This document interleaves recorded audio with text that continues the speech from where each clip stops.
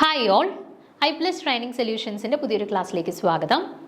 ഇന്ന് നമ്മൾ ഡിസ്കസ് ചെയ്യാനായിട്ട് പോകുന്ന ടോപ്പിക്ക് കൂളോമെട്രി ആണ്. നമ്മുടെ ഇലക്ട്രോ അനലിറ്റിക്കൽ മെത്തേഡ്സിനകത്ത്, നമ്മുടെ ഇൻസ്ട്രുമെൻറ്റേഷൻ പാർട്ടിനകത്തൊക്കെ വരുന്ന ഇലക്ട്രോ അനലിറ്റിക്കൽ മെത്തേഡ്സിനകത്ത് ഉൾപ്പെടുന്ന ഒരു കോൺസെപ്റ്റാണ് കൂളോമെട്രി എന്ന് പറയുന്നത് കേട്ടോ.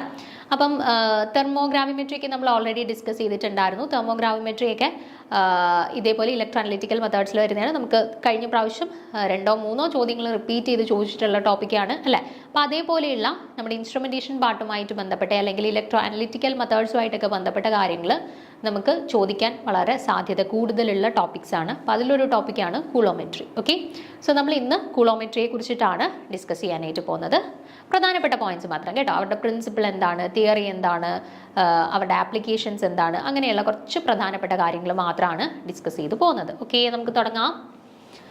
Coulometry is an analytical method for determining the quantity of a substance based on the strict proportionality between the extent of the chemical change and quantity of the electricity involved. അപ്പോൾ നോക്കിക്കേ, നമ്മൾ കൂളോമെട്രി എന്ന് പറയുന്നത് എന്തിനു വേണ്ടി യൂസ് ചെയ്യുന്ന മെത്തേഡാണ്? നോക്കിക്കേ, to determine the quantity of a substance. എന്താണ്? ഒരു പദാർത്ഥത്തിൻ്റെ ക്വാണ്ടിറ്റി ഡിറ്റർമൈൻ ചെയ്യുന്നതിന് വേണ്ടിയിട്ട് നമ്മൾ യൂസ് ചെയ്യുന്ന മെത്തേഡാണ് എന്ത്? കൂളോമെട്രി. ഇനി എങ്ങനെയാണ് നമ്മളിവിടെ quantity of a substance determine ചെയ്യുന്നത്?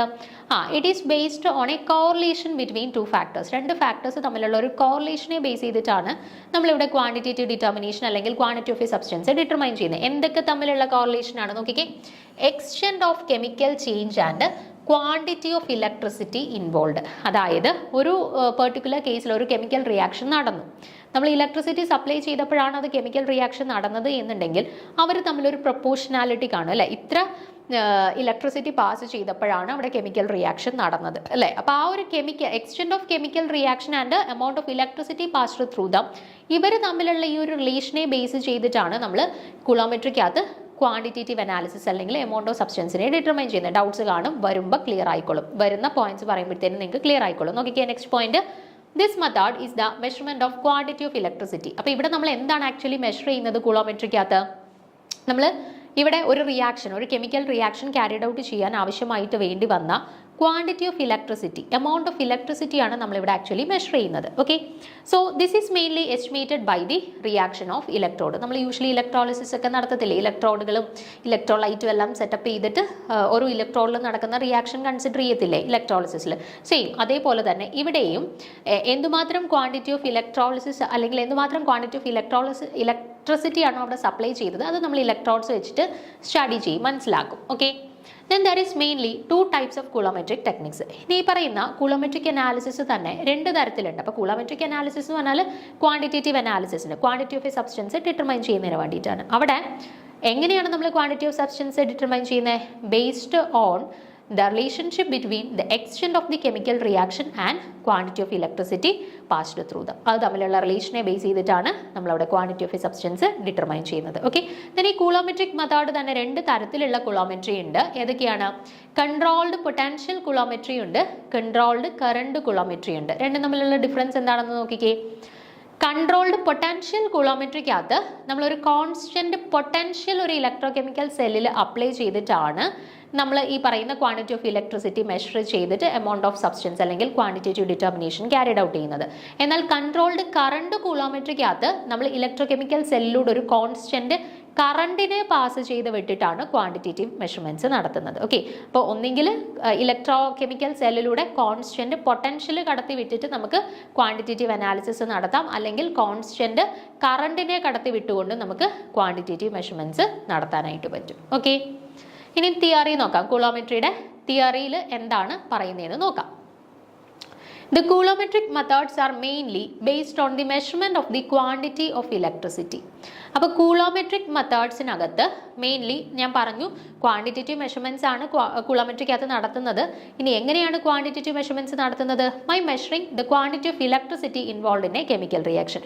ഒരു കെമിക്കൽ റിയാക്ഷൻ നടക്കുന്നതിൽ അവിടെ എന്തുമാത്രം ഇലക്ട്രിസിറ്റി ആണോ അവിടെ ആവശ്യമായിട്ട് വന്നത്, ആ എമൗണ്ടിനെ ബേസ് ചെയ്തിട്ടാണ്, ആ ക്വാണ്ടിറ്റി ഓഫ് ഇലക്ട്രിസിറ്റി എത്രയാണോ അതിനെ ബേസ് ചെയ്തിട്ടാണ് നമ്മൾ ഇവിടെ എന്ത് നടത്തുന്നത്, quantitative analysis നടത്തുന്നത്. Okay, the sample which is to be determined undergoes a reaction at the electrode which is measured at the electrode, and the completion of the reaction is indicated by the decrease in the current to 0, and this can be measured by the coulometer.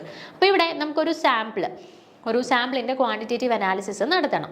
നമ്മൾ എന്ത് ചെയ്തു, ഈ സാമ്പിളിനെ electrochemical സെല്ലുമായിട്ട് connect ചെയ്തിട്ട് അവിടെ reactions carried out ചെയ്യുന്നു. Okay, അപ്പോൾ ഈ സാമ്പിള് നമ്മുടെ ഇലക്ട്രോഡിൽ വെച്ചിട്ട് കെമിക്കൽ റിയാക്ഷന് വിധേയമാകും. Okay, it undergoes a reaction at the ഇലക്ട്രോഡിൽ വെച്ചിട്ട് അത് റിയാക്ഷന് വിധേയമാകും. അതിനുശേഷം അത് എന്തുമാത്രം കെമിക്കൽ ചേഞ്ചിന് വിധേയമായി എന്നത് നമുക്ക് ആ ഇലക്ട്രോഡ്സ് നോക്കിക്കഴിഞ്ഞാൽ മനസ്സിലാക്കാനായിട്ട് പറ്റും. ഓക്കെ, അപ്പോൾ ഇവിടെ the completion of the reaction is indicated by the decrease of the current to 0. അപ്പോൾ എപ്പോഴാണോ ഇവിടെ കറണ്ടിൻ്റെ മെഷർമെൻറ്റ് വാല്യൂ 0 ആയിട്ട് മാറുന്നത്, അപ്പോൾ നമുക്ക് മനസ്സിലാക്കാം ഈ സാമ്പിളിൻ്റെ കെമിക്കൽ റിയാക്ഷൻ അവിടെ കംപ്ലീറ്റ് ആയി. ഓക്കെ, ഈ സാമ്പിൾ നമുക്ക് ഏത് സാമ്പിളാണോ സ്റ്റഡി ചെയ്യേണ്ടത് ആ സാമ്പിളിൻ്റെ കെമിക്കൽ റിയാക്ഷൻ കംപ്ലീറ്റ് ചെയ്യുമ്പോൾ അതിനെ മനസ്സിലാക്കുന്നത് എങ്ങനെയാണ്, അവിടുത്തെ കറണ്ടിൻ്റെ ചേഞ്ച് അല്ലെങ്കിൽ വാല്യൂ 0 ആയിട്ട് എപ്പോഴാണോ മാറുന്നത് അപ്പോൾ നമുക്ക് മനസ്സിലാക്കാം അവിടുത്തെ സാമ്പിളിൻ്റെ കെമിക്കൽ റിയാക്ഷൻ കംപ്ലീറ്റ് ആയി എന്നുള്ളത്. ഓക്കെ, ആൻഡ് ഇത് നമ്മളൊരു കൂളോമീറ്റർ യൂസ് ചെയ്തിട്ടാണ് മെഷർ ചെയ്യപ്പെടുന്നത്. മനസ്സിലായോ? അപ്പോൾ ഇവിടെ തിയറിയിൽ എന്താണ് പറയുന്നത്, നമ്മളിവിടെ ക്വാണ്ടിറ്റി ഓഫ് ഇലക്ട്രിസിറ്റി മെഷർ ചെയ്തുകൊണ്ടാണ് ക്വാണ്ടിറ്റേറ്റീവ് അനാലിസിസ് ചെയ്യുന്നത്. ഓക്കെ, എന്നിട്ട് പറഞ്ഞു ഇവിടെ നമുക്ക് സ്റ്റഡി ചെയ്യേണ്ട സാമ്പിൾ ഒരു കെമിക്കൽ ചേഞ്ചിന് വിധേയമാകും. ഇലക്ട്രോഡിൽ വെച്ചിട്ടായിരിക്കും കെമിക്കൽ ചേഞ്ചിന് വിധേയമാകുന്നത്. ആ ഇലക്ട്രോഡ്സ് അനലൈസ് ചെയ്യുന്നതിലൂടെയാണ് നമ്മൾ ഈ പറയുന്ന ക്വാണ്ടിറ്റേറ്റീവ് അനാലിസിസ് നടത്തുന്നത്. അപ്പോൾ ഈ കെമിക്കൽ റിയാക്ഷൻ നടന്നു കുറച്ച് സമയം കഴിയുന്തോറും കറണ്ടിൻ്റെ വാല്യൂ കുറഞ്ഞു വരും. അത് എപ്പോഴാണോ 0 അപ്രോച്ച് ചെയ്യുന്നത് അപ്പോൾ നമുക്ക് മനസ്സിലാക്കാം റിയാക്ഷൻ ഇവിടെ കംപ്ലീറ്റ് ആയിട്ടുണ്ട്. അത് പിന്നീട് നമ്മൾ കൂളോമീറ്റർ വെച്ചിട്ട് മെഷർ ചെയ്യും. Okay, so the substance which is to be determined is first electrolysed by a constant current, then the total current is determined by the following equation, that is the product current into time. അതായത് the substance which is to be determined is first electrolyzed by the constant current. നമുക്കിപ്പോൾ ഏത് സാമ്പിളിനെയാണോ നമുക്ക് quantitative analysis നടത്തേണ്ടത് ആ സാമ്പിളിൻ്റെ first ഇലക്ട്രോളിസിന് വിധേയമാക്കും. ഏത് കണ്ടീഷനിൽ, constant current കണ്ടീഷനിൽ അവർ ഇലക്ട്രോളിസിന് വിധേയമാക്കും. Okay, എന്നിട്ട് നമ്മൾ ടോട്ടൽ കറണ്ട് അവിടെ ഇൻവോൾവ് ചെയ്യുന്ന ടോട്ടൽ കറണ്ട് മെഷർ ചെയ്യും. എങ്ങനെയാണ്, പ്രൊഡക്റ്റ് കറണ്ട് ഇൻറ്റു ടൈം. എന്തുമാത്രം ടൈം എടുത്തിട്ടാണോ ഈ ചേഞ്ച് നടന്നത് അതിനെ നമുക്ക് ഈ റിയാക്ഷൻ നടക്കാൻ ആവശ്യമായിട്ട് വേണ്ടി വന്ന കറണ്ട്, അതിനെയാണ് പ്രൊഡക്റ്റ് കറണ്ട്. അത് വെച്ചിട്ട് മൾട്ടിപ്ലൈ ചെയ്യുമ്പോൾ നമുക്കൊരു ടോട്ടൽ കറണ്ട് വാല്യൂ കിട്ടും. ആ ടോട്ടൽ കറണ്ട് വാല്യൂ നമ്മൾ ഈ രീതിയിൽ മെഷർ ചെയ്തിട്ട് അതിനെ ബേസ് ചെയ്തിട്ടാണ് ക്വാണ്ടിറ്റേറ്റീവ് അനാലിസിസ് ക്യാരിഡ് ഔട്ട് ചെയ്യുന്നത്. ക്ലിയർ ആണോ? അപ്പം എന്തായാലും ഇത്രയേ ഉള്ളൂ. നമ്മൾ ഇവിടെ ക്വാണ്ടിറ്റി ഓഫ് ഇലക്ട്രിസിറ്റി മെഷർ ചെയ്യുന്നു. അതിൽ നിന്നും നമ്മൾ നമ്മൾ അവിടുത്തെ ക്വാണ്ടിറ്റേറ്റീവ് അനാലിസിസ് ക്യാരിഡ് ഔട്ട് ചെയ്യുന്നു. ഓക്കെ, ആൻഡ് റിയാക്ഷൻ കംപ്ലീറ്റ് ആയി എപ്പോഴാണ് മനസ്സിലാവുന്നത്, വെൻ കറണ്ടിൻ്റെ വാല്യൂ അപ്രോച്ചസ് 0 നമുക്ക് മനസ്സിലാക്കാം റിയാക്ഷൻ അവിടെ കംപ്ലീറ്റ് ആയി. ഓക്കെ, ദെൻ ആ ടൈമും അവിടെ ഇൻവോൾവ് ചെയ്തിട്ടുള്ള പ്രൊഡക്റ്റ് കറണ്ടൂടെ മൾട്ടിപ്ലൈ ചെയ്ത് കഴിഞ്ഞാൽ അവിടെ ഇൻവോൾവ് ചെയ്ത ടോട്ടൽ കറണ്ട് നമുക്ക് മെഷർ ചെയ്യാൻ പറ്റും. ഓക്കെ, സോ ഇനി പ്രിൻസിപ്പിൾ നോക്കാം. The main principle involved in coulometry is the measurement of the quantity of electricity which is directly proportional to the chemical reaction at the electrode. അപ്പോൾ ഇവിടുത്തെ major principle എന്താണ്? ഞാൻ കുറേ തവണ പറഞ്ഞു ഇവിടെ നമ്മൾ മെഷർ ചെയ്യുന്ന എന്താണ്, കൂളോമെട്രിക്കകത്ത് ക്വാണ്ടിറ്റി ഓഫ് ഇലക്ട്രിസിറ്റി ഇൻവോൾവ് ആണ്. ഓക്കെ, ഈ ക്വാണ്ടിറ്റി ഓഫ് ഇലക്ട്രിസിറ്റി എന്ന് പറയുന്നത് ആക്ച്വലി എന്തിന് ഡയറക്ട്ലി പ്രൊപ്പോഷലാണ്, അവിടെ എന്തുമാത്രം കെമിക്കൽ റിയാക്ഷൻ നടന്നോ അതിന് പ്രൊപ്പോഷലാണ് അല്ലേ. അതായത് കൂടുതൽ ക്വാണ്ടിറ്റി ഓഫ് കറണ്ട് യൂസ് ചെയ്തെങ്കിൽ കൂടുതൽ കെമിക്കൽ റിയാക്ഷൻ നടന്നു, കുറച്ച് ക്വാണ്ടിറ്റി ഓഫ് കറണ്ട് യൂസ് ചെയ്തോളെങ്കിൽ അവിടെ കുറച്ച് കെമിക്കൽ റിയാക്ഷൻസേ നടന്നുള്ളൂ അല്ലേ. അപ്പോൾ അവിടുത്തെ quantity of electricity involve measure ചെയ്യുന്നതിലൂടെ നമുക്ക് എന്തുമാത്രം കെമിക്കൽ റിയാക്ഷൻ അവിടെ നടന്നു എന്നുള്ള കാര്യം നമുക്ക് മനസ്സിലാക്കാം. കാരണം രണ്ടും ഡയറക്ട്ലി പ്രൊപ്പോഷലാണ്. Okay, then this is given by the Faraday's first law. ദെൻ നമ്മൾ ഈ കിട്ടിയിട്ടുള്ള വാല്യൂ ഫാരഡേസ് ഫസ്റ്റ് ലോയ്ക്കകത്ത് സബ്സ്റ്റിറ്റ്യൂട്ട് ചെയ്യുക. അതായത് W is equal to M into Q by 96487. Okay, അപ്പോൾ ഇവിടെ ഓരോ ടേംസും എന്താണ്, Q എന്ന് പറയുന്നത് അവിടെ കൺസ്യൂം ചെയ്ത കറണ്ട്, അതായത് ആ കെമിക്കൽ റിയാക്ഷൻ നടക്കാനായിട്ട് അവിടെ എന്തുമാത്രം ക്വാണ്ടിറ്റി ഓഫ് കറണ്ട് യൂസ് ചെയ്തു അതാണ് Q. ഓക്കെ, ദെൻ M എന്ന് പറയുന്നത് എന്താണ്, റിലേറ്റീവ് മോളിക്കുലാർ മാസ്, നമ്മുടെ സാമ്പിളിൻ്റെ relative molecular mass divided by താഴെ എന്താണ്, ഫാരഡേ കോൺസ്റ്റന്റ് ആണ്. 96487 എന്ന് കൊടുത്തിട്ടുള്ളത് എന്താണ്, ഫാരഡേസ് കറണ്ട് അല്ലേ, ഫാരഡേ കോൺസ്റ്റന്റ് ആണ്. ഓക്കെ, അപ്പോൾ ഇവിടുന്ന് നമ്മൾ ക്വാണ്ടിറ്റി ഓഫ് കറണ്ട് ആണ് മെഷർ ചെയ്യുന്നത്. ഓക്കെ, ആക്ച്വലി ഇവിടെ പ്രിൻസിപ്പളിനകത്ത് നമ്മൾ പറഞ്ഞു ക്വാണ്ടിറ്റി ഓഫ് ഇലക്ട്രിസിറ്റി ആണ് നമ്മൾ മെഷർ ചെയ്യുന്നതെന്ന് പറഞ്ഞു. ആ കിട്ടിയ ക്വാണ്ടിറ്റി ഓഫ് ഇലക്ട്രിസിറ്റി നമ്മൾ ഇവരുടെ ഈ സാമ്പിളിൻ്റെ മോളിക്കുലാർ മാസിനെ മൾട്ടിപ്ലൈ ചെയ്തിട്ട് ഡിവൈഡഡ് ബൈ ഫാരഡേ കോൺസ്റ്റന്റ് വെച്ചിട്ട് ഡിവൈഡ് ചെയ്യുമ്പോൾ നമുക്ക് എന്ത് കിട്ടും, വെയിറ്റ് കിട്ടും. അതായത് quantity quantitative analysis amount of substance കണ്ടുപിടിക്കല്ലേ. അപ്പം ഇങ്ങനെയാണ് നമ്മൾ ക്വാണ്ടിറ്റി ഓഫ് കറണ്ട് മെഷർ ചെയ്യുന്നു, അത് ഫാരഡേസ് ഇക്വേഷനകത്തോട്ട് സബ്സ്റ്റിറ്റ്യൂട്ട് ചെയ്തിട്ട് നമ്മൾ എന്ത് ചെയ്യുന്നു, വെയിറ്റ് ഓഫ് ദി സാമ്പിൾ അല്ലെങ്കിൽ ക്വാണ്ടിറ്റേറ്റീവ് അനാലിസിസ് ചെയ്യുന്നു. മനസ്സിലായോ നിങ്ങൾക്ക്?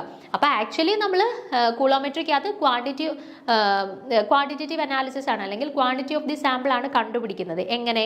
By measuring the quantity of current involve in the chemical reaction.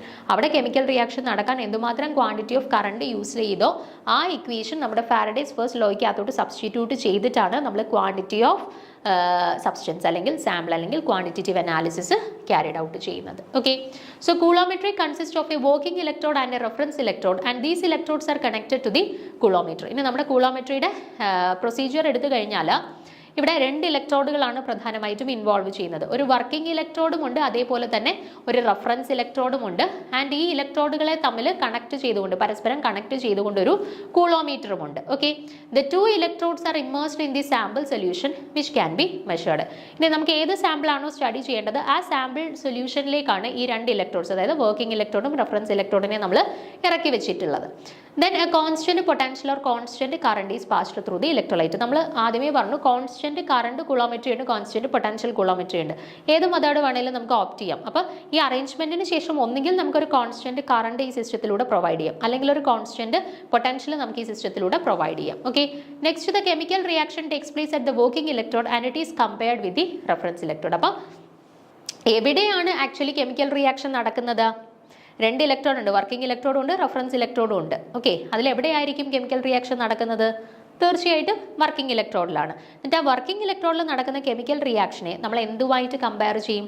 Reference ഇലക്ട്രോഡുമായിട്ട് compare ചെയ്യും. കാരണം അവിടെ എന്തുമാത്രം ചേഞ്ച് ഉണ്ടായി എന്നത് മനസ്സിലാക്കണമെങ്കിൽ ഒരു റഫറൻസ് വെച്ചിട്ട് കമ്പയർ ചെയ്യണം അല്ലേ? അതിന് വേണ്ടിയിട്ടാണ് നമ്മളിവിടെ റഫറൻസ് ഇലക്ട്രോഡ്സിനെ യൂസ് ചെയ്തിട്ടുള്ളത്. Okay, so the completion of the reaction is indicated by the decrease of the current which is measured by the coulometer. നമ്മൾ പറഞ്ഞു റിയാക്ഷൻ കംപ്ലീറ്റ് ആവുന്ന എപ്പോഴാണ്?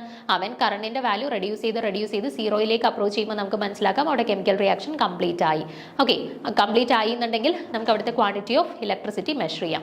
ദെൻ അത് സബ്സ്റ്റിറ്റ്യൂട്ട് ചെയ്ത് ഫസ്റ്റ് ലോയിൽ ഫാരഡേസ് ഫസ്റ്റ് ലോയിൽ സബ്സ്റ്റിറ്റ്യൂട്ട് ചെയ്ത് കഴിഞ്ഞാൽ നമുക്ക് വെയിറ്റ് ഓഫ് ദി സാമ്പിൾ മനസ്സിലാക്കാനായിട്ട് പറ്റും. ഓക്കെ ആണോ? അപ്പോൾ ഇത്രയും കാര്യങ്ങളാണ് പ്രധാനമായിട്ടും ഇവിടെ ഇൻവോൾവ് ചെയ്യുന്നത്. ഇനി ഇവരുടെ ആപ്ലിക്കേഷൻസ് നോക്കിക്കുക, എവിടെയൊക്കെ നമുക്ക് കൂളോമെട്രി യൂസ് ചെയ്യാം. ഒന്ന്, coulometry is commonly used to study the kinetics of the electrochemical reactions. Electrochemical reactions in the kinetic studies carried out ചെയ്യുന്നതിന് വേണ്ടിയിട്ട് നമുക്ക് coulometry യൂസ് ചെയ്യാം. ഓക്കെ, യൂസ് ചെയ്യാൻ പറ്റുന്ന ഇലക്ട്രോ അനലിറ്റിക്കൽ മെത്തേഡ് coulometry ആണ്.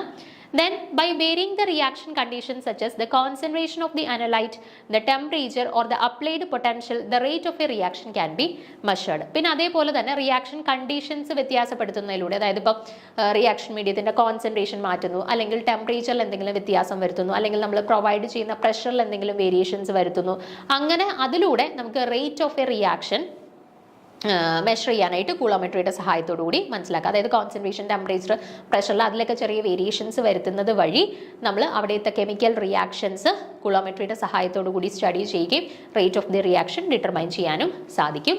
Then coulometry can be used to determine the reaction order and rate constant and activation energy of a reaction. നമ്മുടെ റിയാക്ഷൻ്റെ rate കണ്ടുപിടിക്കാൻ, അതിൻ്റെ ഓർഡർ കണ്ടുപിടിക്കാനായിട്ട്, അതേപോലെ തന്നെ activation energy of A reaction, ഇതൊക്കെ നമുക്ക് ഈ പറയുന്ന കൂളോമെട്രിയുടെ സഹായത്തോടു കൂടി കണ്ടെത്താനായിട്ട് പറ്റും. അതേപോലെ coulometry can also be used to determine the purity of a compound. ഒരു കോമ്പൗണ്ടിൻ്റെ ശുദ്ധത, പ്യൂരിറ്റി മെഷർ ചെയ്യുന്നതിന് വേണ്ടിയിട്ട് നമുക്ക് coulometry യൂസ് ചെയ്യാം. നമുക്ക് ചിലപ്പോൾ ചോദിക്കാം, which of the following analytical method is used to determine the purity of a compound? കോമ്പൗണ്ടിൻ്റെ purity measure ചെയ്യാൻ പറ്റുന്ന ഇലക്ട്രോ അനലിറ്റിക്കൽ മെത്തേഡ് എന്ന് പറയുന്നത് ഏതാണ്? കൂളോമെട്രി ആണ് കേട്ടോ.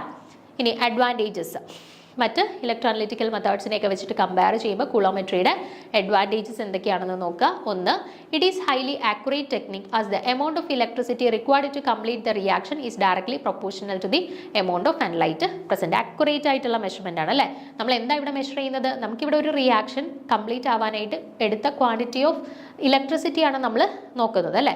ഈ ക്വാണ്ടിറ്റി ഓഫ് ഇലക്ട്രിസിറ്റി എന്ന് പറയുന്നത് എന്തിന് ഡയറക്ട്ലി പ്രൊപ്പോർഷണൽ ആയിരിക്കും?